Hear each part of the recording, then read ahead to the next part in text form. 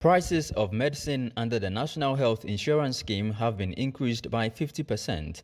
This is according to the National Health Insurance Authority. This increment forms part of efforts to ease the burden on health facilities registered under the scheme. This comes on the back of appeals by the Private Health Facilities Association of Ghana. They had wanted the government to increase the amount it pays for drugs and non-drugs provided under the scheme.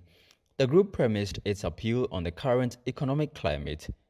While applauding the government for the increment, the vice president of the association, Samuel Boachi Donko, in a Citi News interview urged the government to be swift in the payment of their claims. We are in February.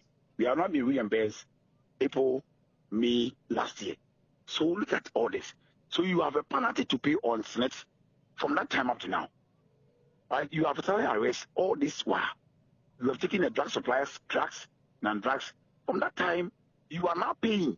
You are now paying the person. So how do this happen? How do you run a health system like this? So we are happy that we applaud government for what they have done, NHI have done, that they have increased our services and some drug tariff and co.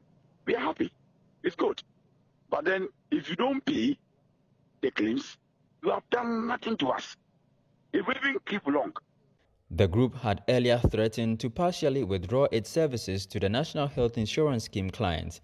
Their reason was the delay in payments of their claims. However, for a manager of a private hospital who spoke on condition of anonymity, the increment should have corresponded with a hike in prices of general goods and services. He also reiterated the need for government to immediately pay their claims as the delay is hindering the quality of healthcare delivery. Government, no matter how increment it brings, he will find a way to take the money back. Just look at increasing electricity, I think 30% or so, then water, I think 8-point-something%. And now he's increasing, I think, some of them, the drug 50% and services 20%. He's taking the money back again. So government will give you something and find a way to take them back. So no matter what, government will still take his money back. But what we expect government to do is to pay our money early. When he pays those monies early, I think we can provide better services to the public. When there's delay in payment, you're unable to pay the suppliers. They're also unable to pay. You see the ripple effect, and it goes on.